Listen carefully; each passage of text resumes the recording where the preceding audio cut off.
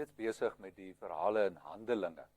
Nou vanmiddag lees ons so 'n bietjie saam uit Handelinge hoofstuk 9.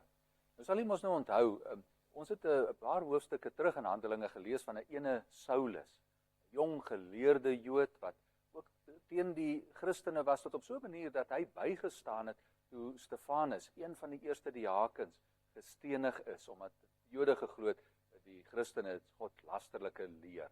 Nou daardie einste Saulus, lees ons nou in Handelinge 9, is op pad na die stad Damaskus toe. Nog steeds net so ywerige vervolger van die Christene. Hierdie Saulus het so ewe by die Joodse raad toestemming gekry met 'n brief wat hy dan nou saam met hom neem na die sinagoges in Damaskus toe, om daar dan nou die reg te hê om Christene te vang en tronk te stop of selfs dood te maak, wie weet. Amper asof Saulus hier met 'n geloofsbrief van die hoëpriester na Damaskus toe reis. Hier op hierdie pad na Damaskus waar 'n wonderwerk gebeur. Ons lees Saulus en sy klompie soldate wat saam met hom op pad is om die Christene te vang, ervaar skielik 'n vreemde gebeurtenis op die pad na Damaskus. Ons lees, daar is 'n helder lig uit die hemel wat op hulle skyn.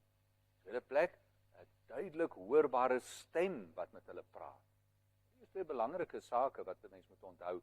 Die helder lig uit die hemel wil klaar sê, wat is die oorsprong van hierdie oomblik waarin Saulus aangegryp word? Dit kom uit die hemel, kom van bo. Lig uit die hemel verblind hulle almal se oë tot so 'n mate dat ons lees Saulus op die grond val. En dan hoor mense 'n stem wat met hom praat en Saulus vra, wie is dit wat met hom praat? En dan hoor mense die stem sê, ek is Jesus, dis vir my wat jy vervolg. Belangrik dat mense hier hoor, Jesus self praat met Saulus. Dit bevestig, Jesus is die lewende Here. Hy antwoord vir Saulus vanuit die hemel. Hy kom van bo. En juist dit wil illustreer, hier is nie maar net sommer 'n aardse gebeurtenis met 'n helder lig wat iewers vandaan kom nie, maar dit is 'n goddelike ingrype in die lewe van Saulus. Ons lees uiteindelik as Saulus daar opstaan, is hy blind. Ja, ons sou nou maklik kon dink, ja, daardie helder lig het hom seker verblind. Maar hierdie is nie net sy fisiese oë wat nie meer kan sien nie. Hierdie oomblik gebeur is dat dit 'n aanduiding is van Saulus se hart, sy geestelike oë wat ook nie meer duidelik sien. Saulus hoor iemand gaan hom vat na Damaskus toe, daar moet hy dan nou wag.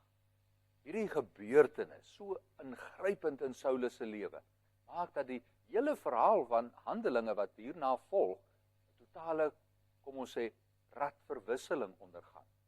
Saulus kom tot bekering. Hy ontmoet die Here Jesus. Van daar af begin 'n nuwe verhaal in Handelinge. Kom luister volgende keer verder.